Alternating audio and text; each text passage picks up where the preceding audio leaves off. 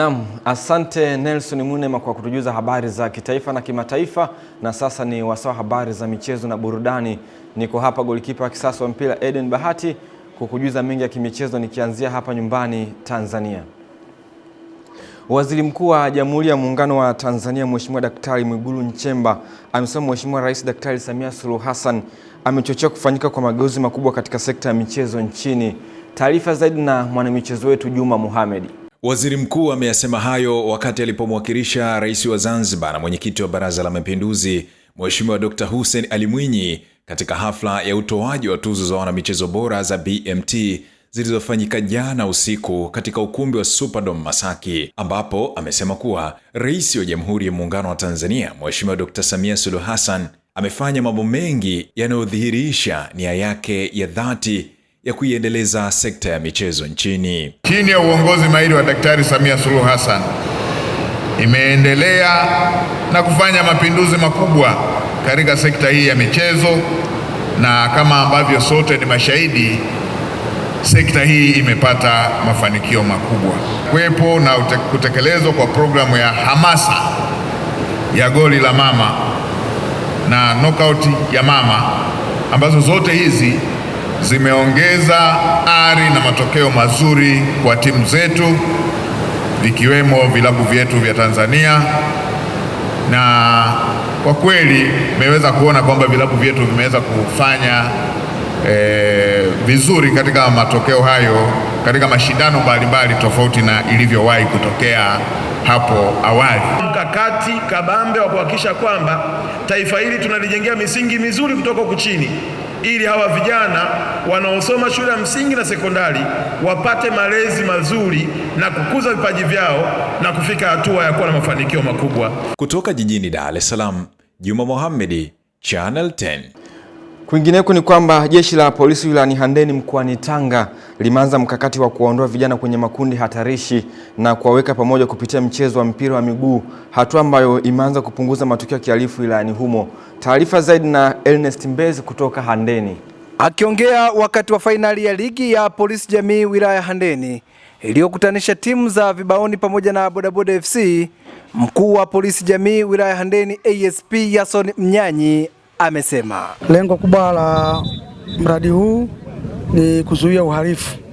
Kwa hiyo vijana badala ya kujihusisha na uhalifu, sasa wanakuwa wanakutana kucheza mpira. Baadhi ya vijana pamoja na mashabiki wa mpira wa miguu wanaeleza manufaa ya ligi hiyo katika kuendeleza mahusiano mema kati ya raia pamoja na jeshi la polisi, huku diwani wa kata Chanika Habib Mbota akielezea ujio wa ligi kubwa zaidi wilayani hapa. Napenda kulipongeza jeshi la polisi kwa kuanzisha mashindano haya.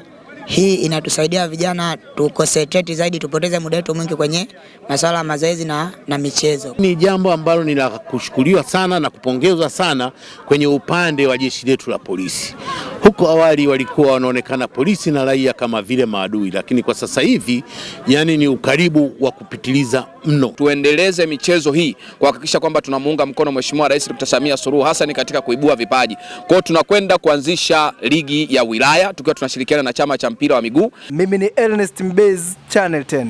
Asante Ernest Mbezi kwa taarifa hiyo. Kwingineko ni kwamba mkoa wa Mara umeunda bodi ya wadhamini itakayoongozwa na Waziri wa Ulinzi na Jeshi la Kujenga Taifa Dr. Rimo Nyansaho kwa ajili ya kufufua sanaa, timu za soka na michezo mbalimbali ili kuinua vipaji na kuviendeleza vilivyokuwa vimesaulika mkoani humo. Kwa undani wa taarifa hiyo tuungane na Musa Makali.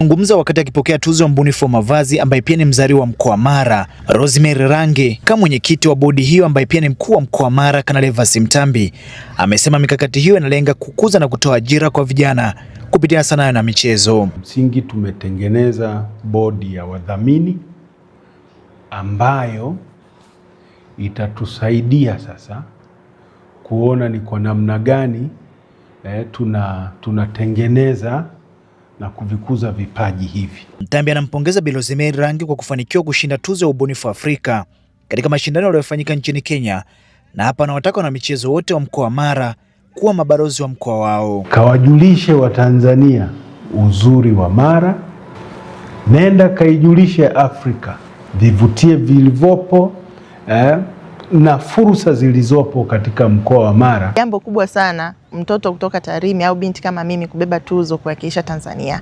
Ni hivyo hivyo nawasihi wazazi ambao wako mkoa wa Mara, kama binti ana kipaji chochote anaweza kukionyesha, basi msaidie mzazi, mpe njia aweze kufikia malengo yake. Kutoka mkoani Mara, jina langu ni Musa Makali. Asante Musa Makali kwa taarifa hiyo. Kwingineko ni kwamba timu ya mpira wa kikapu ya wasichana ya halmashauri ya manispaa ya Mpanda wilayani Mpanda mkoani Katavi imebuka na ushindi wa magoli 17-4 dhidi ya timu ya mpira wa kikapu wilaya ya Tanganyika, ikiwa ni bonanza lililoandaliwa na ofisi ya mkuu wa mkoa wa Katavi ikijumuisha halmashauri 5 za mkoa huo.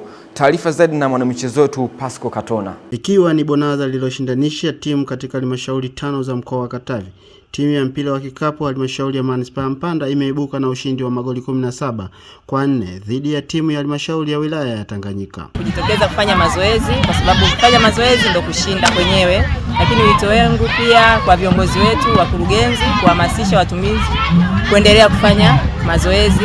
Nashukuru Mungu tumefanya mazoezi, tumeshinda, timu yetu imechukua kombe kwa upande wa netball. Awali akifungua bonanza hilo kwa niaba ya mkuu wa mkoa wa Katavi Mwanamvua Mlindoko, kaimu mrasi Florence Crisanti amesema tumeandaa bonanza hili kwa malengo makini, moja kwa ajili ya kufahamiana, kujenga mshikamano miongoni mwa watumishi wetu, na mazoezi na mashindano haya tutaendelea naye, tutakuja na mpango mzuri ili aendelee. Nikiripoti kutoka katika hapa viwanja vya Rungwa, halmashauri ya manispaa ya Mpanda, Pasco Katona wa Channel 10. Taarifa ya Pasco Katona inatuwekea utuo kwenye habari za michezo kitaifa, na sasa ni wasaa kuangaza yale ambayo yamejiri medani za kimataifa. Tuungane na msimulizi wetu. Mchezo wa El Clasico unavikutanisha vilabu vya Barcelona na Real Madrid unatarajiwa kupigwa majira ya saa 4 usiku huu katika dimba la Spotify Camp Nou jijini Barcelona. Barcelona wapo kileleni kwa pointi 11 dhidi ya wapinzani wao Madrid, na kama watapata ushindi kwenye mchezo wa leo watajihakikishia ubingwa wa La Liga kwa msimu 2025-2026, huku wakiwa wamebakiwa na michezo mitatu ya kumaliza msimu. Kwa upande wa Real Madrid wanakabiliwa na shinikizo kubwa baada ya wiki moja kubainishwa kuwa hakuna maelewano mazuri katika vyumba vya kubadilisha nguo baina ya wachezaji kwa wachezaji, huku hatua za kinidhamu zikichukuliwa zaidi kwa nyota Aurelio Tchouameni na nahodha Federico Valverde. Kutokana na hali hiyo, kocha mkuu wa Real Madrid Alvaro Arbeloa anakabiliwa na changamoto kubwa zaidi katika kipindi kifupi cha uongozi wake kuiunganisha timu hiyo ambayo inaonekana kuvunjika katika eneo zima la umoja na nidhamu kabla ya mechi hiyo kubwa katika soka la Uhispania. Kocha Hansi Flick amesimamia utulivu zaidi, huku FC Barcelona wakionyesha kujiamini na kukaribia ubingwa mbele ya mahasimu wao Real Madrid. Ni hayo tu katika habari za michezo na burudani kimataifa. Mimi ni Juma Mohamed. Asante Juma Mohamed kwa kutujuza habari za michezo medani za kimataifa kwa umakini wa hali ya juu, na kufikia hapo hatuna la ziada kutoka kwenye chumba cha habari za michezo na burudani. Kwa niaba ya wote, mimi ni Eden Bahati, nirejeshe matangazo haya kwake Nelson Munema kwa ajili ya kuhitimisha habari ya kutwa nzima ya leo kutoka hapa Channel 10 Plus.